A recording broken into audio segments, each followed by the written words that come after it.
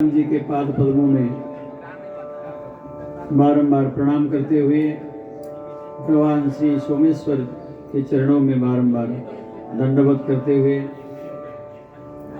समस्त उपस्थित भक्तजन, माताएं, बहनें एवं हमारे भद्र पुरुष सभी को व्यास मंच से जय श्री राम। थोड़ा सा धीरे से बोल दीजिए ताकि कोई सुन न ले। जय श्री राम। संख्या कम है लेकिन अपने आप को हम कम न समझें, इतने भी बहुत हैं। इतने लोग यदि जाग जाएं और इतने लोग यदि जय राम श्री राम का जय घोष कर दें तो अच्छे अच्छे संख्या फेल हो जाएंगे। तो हम सब लोग भगवान की कथा सुन रहे हैं। इधर काउंटर में थोड़ा सा आवाज़ कम करिएगा। पीछे जो हमारे भाई लोग भोजन प्रसाद बना रहे हैं, इनसे भी मेरा अनुरोध है, कृपा करके थोड़ा अपनी आवाज़ में नरमी रखें ताकि इधर हमें बाधा न हो। और जो भी काम करें बिल्कुल करें काम, लेकिन बड़ी सावधानी से और शांतिपूर्वक करें तो ज़्यादा अच्छा रहेगा। विनती सबसे है। हम सब लोग इस मानव जीवन को सफल बना रहे हैं और वास्तव में मानव जीवन सफल अध्यात्म से ही होगा। आध्यात्मिक पथ पर अग्रसर होकर ही मानव जीवन के मूल्यों को समझ पाएंगे। अब इन पुराण सुनने का महत्व, इन पुराणों में क्या लिखा है, शास्त्र में क्या लिखा है, तदनुसार आचरण करने से हम वास्तव में मानव जीवन को समझ पाएंगे और मानव धर्म को जान पाएंगे कि आखिर हमें किस राह में चलना है। भौतिकवाद का समय है। भौतिकवाद जहाँ पर जनमानस में हावी हो रही है, लेकिन उस भौतिकवाद में जीवन का असली उद्देश्य नहीं छिपा है। जीवन का असली मूल्य, जीवन का असली उद्देश्य इन पुराणों और धर्मशास्त्रों में छिपा हुआ है। भौतिकवाद के चक्कर में हम सब लोग इन पुराणों की बातों को, जो कि हमारे लिए ग्रहण करने योग्य हैं, इसी से ही मानव जीवन फलेगा फूलेगा। मानव जीवन के मूल्यों को जानने के लिए हमें इन शास्त्रों को पलटना होगा, इन शास्त्रों को देखना होगा, इन पुराणों में क्या लिखा है उसको जानना और सुनना होगा। तभी हम मानव जीवन के मूल्यों को समझ पाएंगे। और हम सब लोग गत 5 दिनों से भगवान श्री सोमेश्वर के चरणों में बैठ करके राम जी की कथा को यथा समय यथा संभव सुन रहे हैं। कल सब लोग भगवान श्री सीताराम जी के विवाह में सम्मिलित हो रहे थे।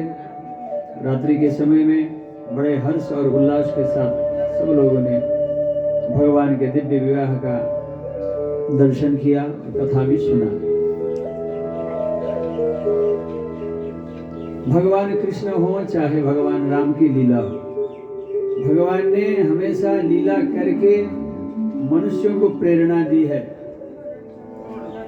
कि हर एक क्षेत्र में भगवान जैसे पूर्ण हैं और अपने आप को भगवान ने मैं पूर्ण हूँ ऐसा करके बताया। भगवान कृष्ण के भागवत में भगवान कृष्ण की कथा आती है, हम सब लोगों ने बहुत बार सुना होगा। भगवान भी रुक्मिणी जी के साथ विवाह करते हैं और भगवान ने तो कई विवाह किए भागवत जी में। भगवान विवाह करके हमें ये दर्शाते हैं कि विवाह करना कोई बड़ा गुनाह नहीं है, विवाह करना अपराध नहीं है। विवाह तो हमें अपने जीवन को संयमित करने के लिए करना ही पड़ेगा। और विवाह करने का लक्ष्य अपने जीवन को संयमित करना है। भगवान राम ने विवाह किया, इससे हमें क्या ज्ञान मिला कि भगवान भी विवाह करके हमें गृहस्थी होने की प्रेरणा दे रहे हैं। और गृहस्थ को तो हमारे शास्त्र में धन्यो गृहस्थाश्रमः ऐसा कहा, गृहस्थाश्रम धन्य है। गृहस्थाश्रम न होता तो जिस भूमि पर हम सब लोग बैठे हैं, यह रामकृष्ण परमहंस देव की भूमि है। यहाँ पर विवेकानंद जैसे भारत के पथ प्रदर्शक जन्म लेते हैं। यह वीरों की भूमि है, ये देशभक्तों की भूमि रही है। यहाँ पर अनेक विद्वान लोगों ने जन्म लिया। तो यदि गृहस्थी न होते तो रामकृष्ण भी न होते, विवेकानंद जैसे संत न होते। और यहाँ तक तो ठीक है, लेकिन हम तो कहते हैं यदि गृहस्थी न होते तो राम और कृष्ण जैसे अवतार भी न होते। यह भी किसी माता पिता के आश्रय से ही तो इस धरती पर प्रकट हुए हैं। भले ही भगवान का जन्म नहीं होता, अवतार लेते हैं, पर भगवान ने माता पिता का आश्रय तो लिया। तो गृहस्थी बनकर के भगवान श्री राम धर्म पालन में कैसे आगे बढ़ना है ये शिक्षा दे रहे हैं। सीता जी के साथ भगवान का पावन परिणय हुआ कल। और रामायण में लिखा है कि 6 महीने तक बारात रुकी रही। 6 महीने बारात रुकी रही, क्योंकि दोनों तरफ प्रेम का एक ऐसा बंधन जुड़ गया कि जनक महाराज नहीं चाहते हैं कि हमारे राम जी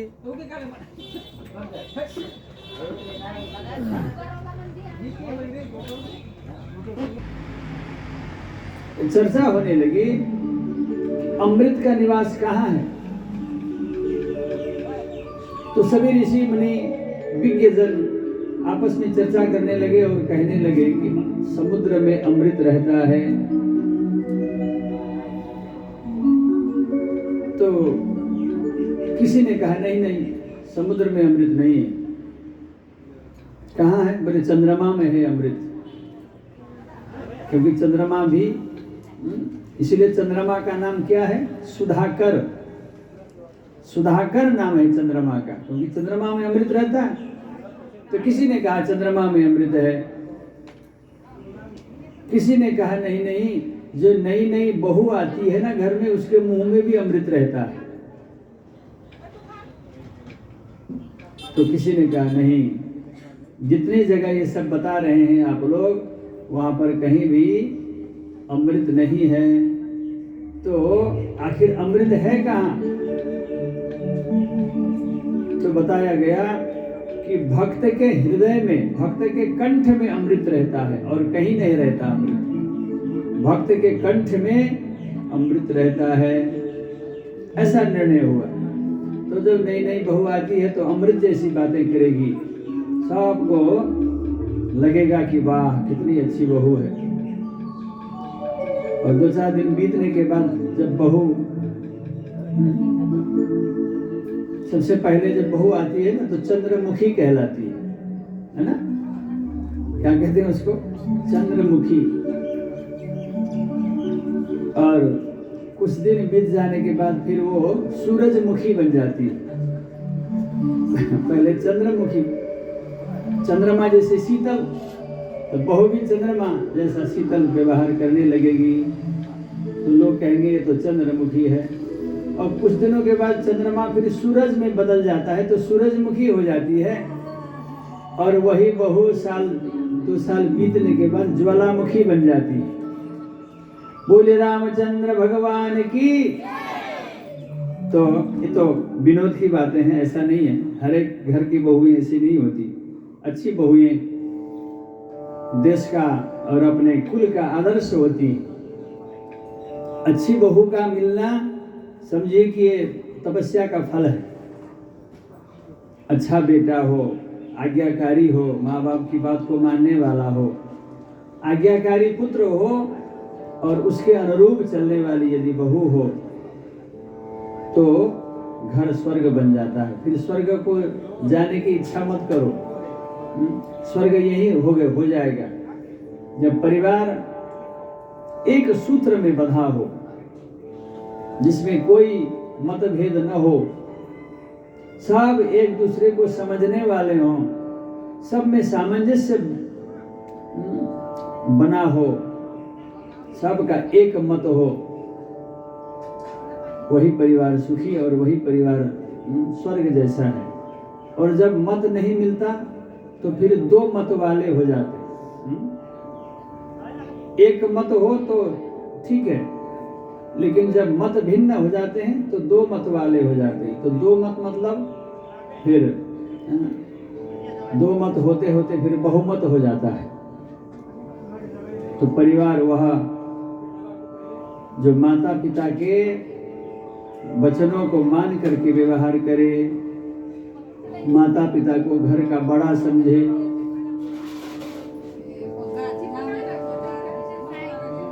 आजकल कहा जाता है ना कि मान लीजिए जिसके 4 बेटे हों, 3 बेटे हों, तो बेटे जब अपना अलग अलग भाग करके अपना घर का हिस्सा बांट करके जब अलग अलग रहने लग जाते हैं तो माता पिता भी तो किसी के हिस्से में आएंगे। माता पिता जब किसी के हिस्से में आएंगे तो माता पिता को पालने वाले जो पुत्र है ना, वो क्या कहते हैं, हमने माता पिता को पाल रखा है। हमने माता पिता को पाल रखा है। लेकिन ये कहना उचित नहीं है। माता पिता को बेटा क्या पालेगा? माँ बाप ने बेटे को पाल करके बड़ा किया है, ये हम भूल जाते हैं और कहते हैं कि हमारे हिस्से में माता पिता है, हम माता पिता को पाल रहे हैं। अरे तुम क्या पाल रहे हो माता पिता को? माता पिता ने कितना कष्ट सह करके तुम्हें पाल करके इस लायक बनाया है। तो घर वह है जिसमें पुत्र वधू एक मत के हों और सब मिल के रहते हों, वह घर।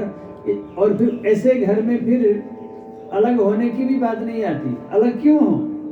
अलग इसलिए रहते हैं कि जब भाई भाइयों का मत नहीं मिलता एक दूसरे से तो भिन्नता आ जाती। बहुओं में मत नहीं मिलता तो भिन्नता आ जाती है, फिर अलग अलग रहना पड़ता है। आजकल ऐसे कई परिवार हैं जो ज्वाइंट फैमिली जिसको आजकल हम बोलते हैं, साथ में रह रहे, 4 भाई 5 भाई, चारों भाइयों की बहुएं एक साथ रहती हैं, ऐसे भी देखे गए हैं। तो मतांतर में जब भिन्नता आ जाती है तो परिवार में भी बिखराव उत्पन्न हो जाता है। ऐसी एक बहू तो बैठी हुई थी कथा सुनने के लिए, बगल में उसकी सास भी बैठी हुई थी।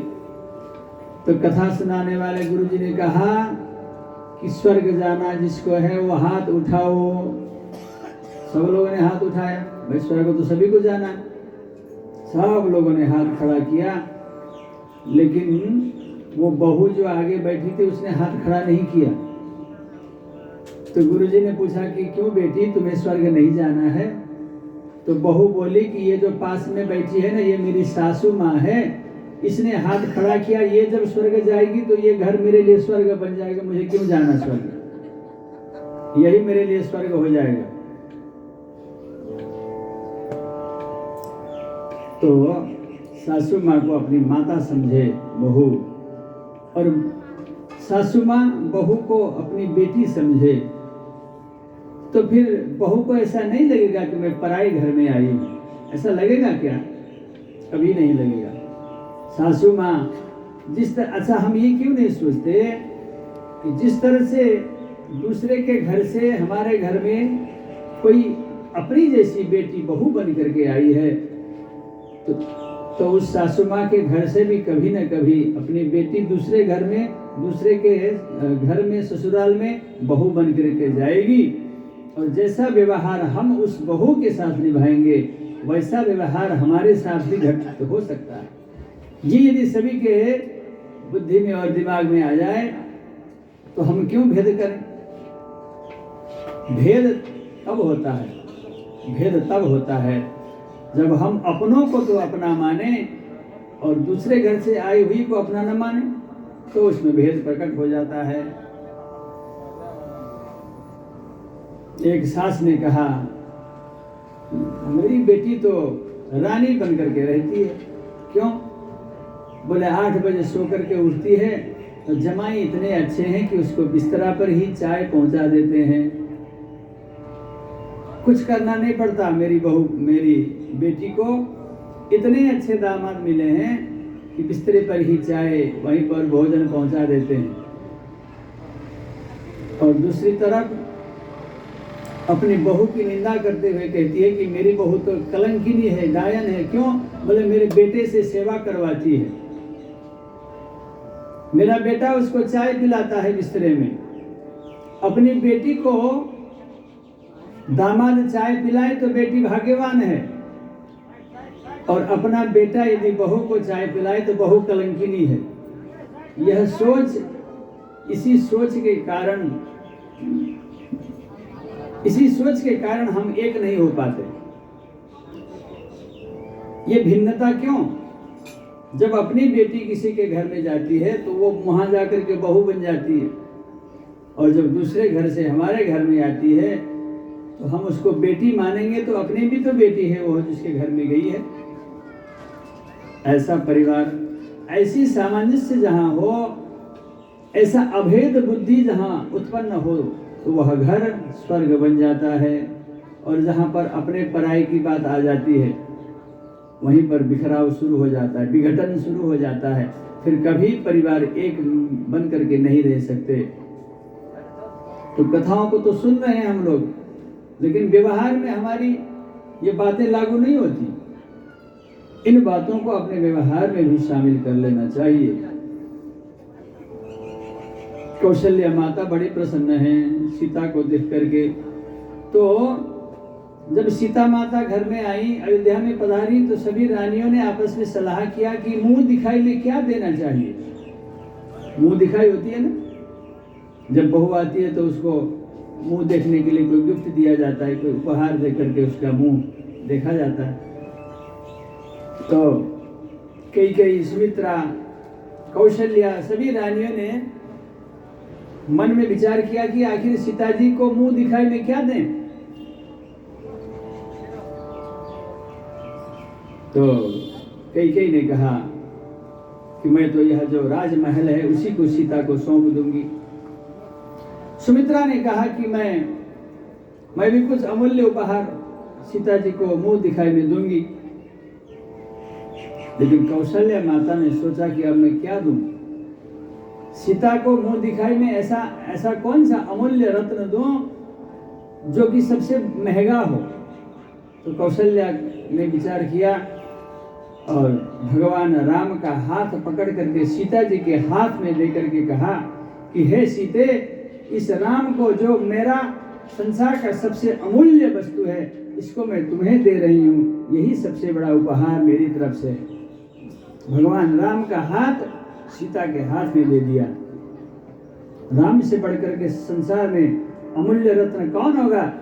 मेरा सर्वस्व है, मेरा प्राण है राम, और मैं उसी राम को आज तुम्हें सौंप रही हूं। तो दशरथ जी ने पूछा कि ये जनक राजा की बेटी है, सीता है, इसको तुम अपने घर में कैसे रखोगी? तो रानियों ने कहा इसको हम बेटी बना करके रखेंगे। दशरथ ने कहा नहीं, तुम इसको बेटी नहीं, तुम इसको आंख की पुतली बना करके रखना। आंख की पुतली बना करके रखना। क्यों? बोले आंख के सामने जब कोई घटना होने वाली होती है तो सबसे पहले पलक बंद हो जाते हैं। आंख की पुतली की रक्षा ये पलकें करती हैं। ऐसी ही ये परघर से आई हुई जो बहू है, इसकी रक्षा तुम्हें आंख के पुतली की तरह करना है। इस तरह से उपदेश दिया गया दशरथ जी के द्वारा। और भगवान रामचंद्र जी सीता जी के साथ अनुपम शोभा पा रहे हैं अयोध्या में। कुछ दिनों के बाद इसी तरह से कुछ दिन आनंद पूर्वक बीते। अब दशरथ जी के मन में, एक दिन दशरथ जी आईना देख रहे थे। दशरथ जी का स्वभाव था कि वो अक्सर अपने राजमहल में आईना देखा करते थे। और संकेत कितना सुंदर है, कितना अच्छा संकेत है कि हमें भी बार बार आईना देखना चाहिए। आईना देखने से आदमी के असली स्वरूप का पता चलता है कि हम कैसे हैं। आईना कभी झूठ बोलता नहीं, आईना जैसा होता है वैसा दिखा देता है। एक बुढ़िया गई बाजार में, मेला लगा हुआ था, मेले का अंतिम दिन था। एक व्यक्ति आईना बेचने के लिए बैठा था, तो बुढ़िया गई और एक आईने को दिखा करके कहा, इस आईने की कीमत क्या है? दुकानदार ने कहा 10 रुपए। तो बुढ़िया झल्ला करके बोली, अरे इतना छोटा और इतना बेकार आईना और 10 रुपए कह रहे हो, ठगने के लिए बैठे हो? 5 रुपए दूंगी मैं। तो दुकानदार ने कहा, नहीं माता जी, 5 रुपए में बेचूंगा तो मेरा नुकसान हो जाएगा।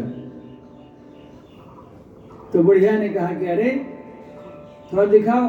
और जब बुढ़िया ने उस आईने पर अपना शकल देखा तो आईना को पटक दिया और बुढ़िया बोली कि 30 साल पहले आईने में जब अपनी सूरत देखती थी तो इतना अच्छा सूरत दिखता था आईने में, तेरा आईना तो बहुत बेकार है, आज बुढ़िया दिख रहा है। तेरा आईना मुझे बूढ़ी दिखा रहा है, इसका मतलब तेरा आईना ठीक नहीं है, मैं इसके 1 पैसे भी नहीं दूंगी। और बुढ़िया गुस्से के मारे चली गई। अब बताइए, आईने की गलती है कि बुढ़िया के चेहरे की गलती है? अरे आईना तो वही है भाई, आईना 10 साल पहले भी वही था, आज भी वही है। चेहरा बदल गया तो आईने को इल्जाम न दो। एक कवि कहता है कि चेहरा बदल गया तो आईने को इल्जाम न दो, हम ही बदल गए जो शहर में चर्चा अपनी है। आईने को दोष क्यों देना? हम बूढ़े हो गए, चेहरे में झुर्रियां पड़ गई, दांत निकल गए, बाल सफेद हो गए, तो बेचारा आईने का क्या दोष है? आईना साफ और सच बोलता है, एज इट इज, जैसे हम हैं सेम आईना बता देता है। तो दशरथ जी रोज आईना देखा करते थे, स्वभाव था उनका। और ये जो कथाएं हैं, ये सत्संग है, ये राम कथा भी एक आईना है। इस राम कथा के आईने में हम अपने आप को देखें कि हम कैसे हैं। तो और अपने जीवन का आकलन करें। दशरथ जी ने आईना में क्या देखा? श्रवण समीप भय सित केसा, मनहु जरठ पनु अस उपदेश। श्रवण के समीप माने कान के सामने जो बाल हैं, केश हैं, वे सफेद हो गए। दशरथ जी को लगा, एक बार झटका लगा दशरथ जी को कि कान के बाल हमें कुछ कह रहे हैं, कान के बाल हमें संकेत दे रहे हैं। और देखो, समय के साथ साथ व्यक्ति, क्योंकि संसार परिवर्तनशील है, संसार का नाम ये संसार क्यों है? क्योंकि यह संसरती, यह सरकते रहने वाला है, इसलिए इसका नाम संसार है। संसरती थी संसार, जो नित्य सरकता जाए उसका नाम संसार है। आज हम जैसे हैं कल वैसे नहीं रहेंगे, कल जैसे रहेंगे परसों वैसे नहीं रहेंगे। परिवर्तनशील है संसार, और परिवर्तन ही संसार का नियम है। दशरथ जी ने देखा कान के सामने बाल सफेद हो गए, तो उपदेश क्या मिला? दशरथ जी समझ गए। अच्छा देखो, उपदेश को भी समझना बहुत जरूरी है। समय हमें बार बार सचेत करता है कि तुम अपने आप को देखो, आईने में देखा करो अपने आप को।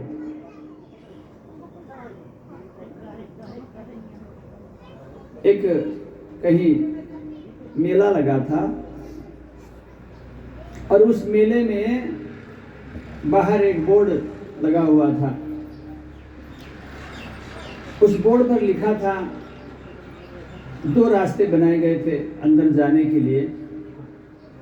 एक रास्ते के ठीक आगे बोर्ड पर लिखा था कि अच्छी पत्नी चाहिए तो इस रास्ते से जाओ, और यदि बेकार की पत्नी चाहिए तो इस रास्ते से जाओ। 2 बोर्ड लगे थे। एक युवक आया और जैसे घुसने को हुआ तो देखा कि बोर्ड लगे, तो पढ़ा उसमें, अच्छी पत्नी के लिए इस रास्ते को चुनिए और बेकार पत्नी के लिए इस रास्ते को चुनिए। तो सोचा कि भाई हमें तो अच्छी पत्नी चाहिए, तो अच्छी पत्नी वाले रास्ते से अंदर गया तो वहाँ पर एक और बोर्ड लगा था और एरो का इंडिकेट एरो कर रहा था कि पढ़ी लिखी पत्नी चाहिए तो इस रास्ते से जाइए और अनपढ़ पत्नी चाहिए तो इस रास्ते से जाइए। तो युवक ने देखा, सोचा कि भाई जमाना तो पढ़े लिखों का है, हम क्यों अनपढ़ ब्याह करें, हम तो पढ़े लिखे को ब्याह करेंगे। तो पढ़े लिखे की तरफ वो व्यक्ति चला गया। तो आगे और उसको एक बोर्ड मिला, उसमें लिखा था कि गोरी पत्नी चाहिए तो इस रास्ते से जाओ, काली चाहिए तो इधर से जाओ। तो सोचने लगा कि हमें तो गोरी चाहिए, काली क्यों ब्याह करें हम। इस तरह से वह जाता गया और अंतिम में जब गया तो सारे रास्ते बंद। उस अंतिम रास्ते के सामने दीवार में बहुत बड़ा एक आईना रखा था और उसमें लिखा था, हे भले आदमी, तुमको सब अच्छा चाहिए, लेकिन इस आईने में अपनी शक्ल देखो और बताओ कि तुम कैसे हो। उसमें लिखा हुआ था, इस आईने में अपनी शक्ल देखो और बताओ कि तुमको क्या चाहिए, तुम कैसे हो, पहले अपने आप को देखो। तो आईना देखना बहुत जरूरी है। और माताओं को तो हम क्यों कह रहे हैं, माताएं तो रोज आईना देखती है ना, ये रोज आईने में अपना शक्ल देखती हैं। लेकिन केवल शक्ल देख करके और अपने केस को संवारने के लिए आईना नहीं है। आईना बहुत कुछ उपदेश करता है। आज दशरथ जी ने भी आईना देखा और श्रवण समीप भय सित केसा, मनहु जरठ पनु अस उपदेशा। दशरथ जी को लगा कि बाल सफेद हो गए, थोड़े थोड़े हो गए। संकेत मिला कि हे दशरथ, अब तुम बूढ़े हो गए हो। यह संकेत था, क्योंकि आईना कभी झूठ बोलता नहीं है। तो दशरथ जी ने उपदेश को समझ लिया और ऐसे उपदेश हमें भी मिलते हैं। समय यह काल चक्र चलता रहता है, तो काल का संदेश आता है। सबसे पहले क्या, बाल सफेद हो जाते, सबसे पहले यही से प्रारंभ होता है बूढ़ेपन की निशानी। बाल सफेद हो जाते हैं, किसी के कुछ दिन बाद होते हैं, किसी के जल्दी हो जाते हैं। लेकिन 50 लगभग समझिए 40-50 के जब हो गए तो बाल सफेद होना शुरू हो जाते हैं। और जब बाल सफेद दिखे तो समझना चाहिए कि अब हम जरठपन यानी कि वृद्धावस्था की ओर जा रहे हैं। लेकिन काल का वह संकेत मैसेज होता है ना, मोबाइल में आजकल मैसेज आते हैं, तो मैसेज जो है वो यदि कोई चतुर व्यक्ति होगा जो मोबाइल में एक्टिवेट रहता है, सदा एक्टिव रहता है, वो तो मैसेज को देखता है। हो सकता है कोई काम का मैसेज हो, और यदि हम मैसेज को नहीं देखते तो फिर उसको इग्नोर कर देते हैं, मैसेज को डिलीट कर देते हैं। तो काल का मैसेज था, सफेद हो गए बाल, मतलब अब तुम होशियार हो जाओ। अब न जाने तुमने क्या क्या कर्म किए, कौन कौन से न करने योग्य कर्म को तुमने किया, अब सावधान हो जाओ, बी केयरफुल। लेकिन हमने उस काल के मैसेज को नहीं समझा, मैसेज को डिलीट कर दिया। और हमने क्या किया, अरे बाल सफेद हुए तो क्या हुआ, हम गोदरेज डाई लगा करके काला बना लेंगे, है ना। बाल काले करने वाले आते हैं ना, ब्लैक डायमंड क्या बोलते हैं उसको, हम काला कर लेंगे। और हमने काल के मैसेज को डिलीट कर दिया। तो समय ने कहा कोई बात नहीं, एक और मैसेज भेजेंगे तुमको हम। और दूसरा मैसेज भेजा कि कमर टेढ़ी हो गई, बड़े तन के चलते थे। समय ने कहा अब झुकना सीखो, तन के मत चला करो। तनने का मतलब अभिमान दिखाना, कि हम ऐसे हैं, सीना तान के चलता है, बोलते हैं ना हम लोग। तो काल ने कहा कि तुम बड़ा सीना तान करके चले हो, अब थोड़ा झुक जाओ, विनम्र बनो, झुको। झुकने से बहुत कुछ हासिल होता है, झुकने से बहुत कुछ प्राप्त होता है। नमन्ति फलिनो वृक्षाः नमन्ति गुणिनो जनाः। जिस वृक्ष में फल लगते हैं ना, लदे रहते हैं फल, वह वृक्ष की डालियां हमेशा झुकी हुई मिलती है। काल कहता है कि अब झुकना सीखो। अच्छा, जब झुक जाता है ना आदमी तो क्या होता है, सर नीचा हो जाता है। ऐसे झुकने का मतलब सर नीचा, सर नीचे का मतलब कि अपने आप को देखो। अब तुमने संसार को बहुत देख लिया, हे प्राणी, हे जीव, अब तुम अपने आप को देखो, अपने अंतरात्मा को देखो, इसलिए सर झुकाओ, नीचे करो। तो समय का दूसरा मैसेज था, कमर झुक गई। तो हमने क्या किया, अरे कमर झुकेगी तो क्या हुआ, हम डाबर च्यवनप्राश खा लेंगे और फिर सीधे हो जाएंगे। तो हमने मंगाया डाबर च्यवनप्राश, सोना चांदी च्यवनप्राश, वैद्यनाथ का च्यवनप्राश मंगाया, पर कुछ होने वाला नहीं है। तो काल का तीसरा मैसेज आया। हमने मान लिया कि च्यवनप्राश खा करके हम तंदुरुस्त हो गए, युवा हो जाएंगे हम। तो समय ने फिर तीसरा मैसेज भेजा, दांत गिर गए। दांत गिर गए, और जिनके दांत मुंह में नहीं होते उनको हमारे भाषा में बोलते हैं वेदांती हो गया। दांत नहीं है तो वेदांती हो गया। और वेदांत तो तत्व ज्ञान सिखाता है। तो अब तत्व को समझो, दांत नहीं रहे। तो हमने कहा कि दांत निकल गए तो क्या हुआ, हम दूसरा लगा लेंगे। और फिर हमने दूसरा दांत लगा लिया। आंख कमजोर हो गए, आंख का पावर, देखने की क्षमता घट गई, तो हमने चश्मा लगा लिया। कहाँ तक बचेंगे हम। फिर काल अंतिम में कहता है कि अब तुम ऐसे नहीं मानोगे। तो फिर काल अपने दूतों को भेजेगा कि जाओ उसको पकड़ करके ले आओ। हमने कई बार मैसेज भेजे उसको, और वो हमेशा मैसेज को डिलीट और इग्नोर करता रहा। अब एक ही बार उसको उठा करके ले आओ। अब जब आता है एक ही बार काल, तो फिर किसी का डाई भी काम नहीं करता, किसी का च्यवनप्राश भी काम नहीं करता, किसी का चश्मा काम नहीं करता, फिर तो जाना ही पड़ता है। समय का चक्र है ये। इसीलिए आईना देख करके सावधान हो जाना चाहिए। दशरथ जी ने आईने का उपदेश समझ लिया और सजग हो गए। सोचने लगे कि ओहो, इसका मतलब मैं बूढ़ा होने वाला हूँ, या बूढ़े की ओर में, बूढ़ेपन की ओर जा रहा हूँ। तो अब जो अपनी जिम्मेदारी है वो राम जी को सौंप देना चाहिए। भगवान राम को अपनी जिम्मेदारी दे देनी चाहिए। और बाप यदि निश्चिंत होना चाहे, कोई पिता यदि निश्चिंत होना चाहे अपनी जिम्मेदारी से, तो अपनी गद्दी बेटे को दे दो, इसी में आनंद है। चिपके मत रहो गद्दी से। बेटा जब योग्य हो जाए, पुत्र जब काबिल हो जाए, तो उनको दे दो, भाई करके खा लो, अब जिम्मेदारी हमारी खत्म। ये क्या कि नाती पोते होने तक बाप जो है झोला ढोता रहे, ये तो कोई तुक नहीं है। अपनी जिम्मेदारी को अपने बेटे को योग्य समझ करके दे दो, मुक्त हो जाओ।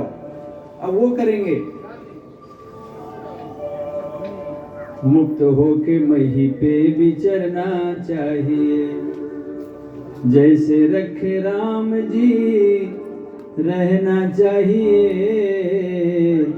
सीताराम सीताराम कहना चाहिए, सीताराम सीताराम कहना चाहिए, सीताराम सीताराम कहना चाहिए, सीताराम सीताराम कहना चाहिए। जैसे रखे राम जी रहना चाहिए, जैसे रखे राम जी रहना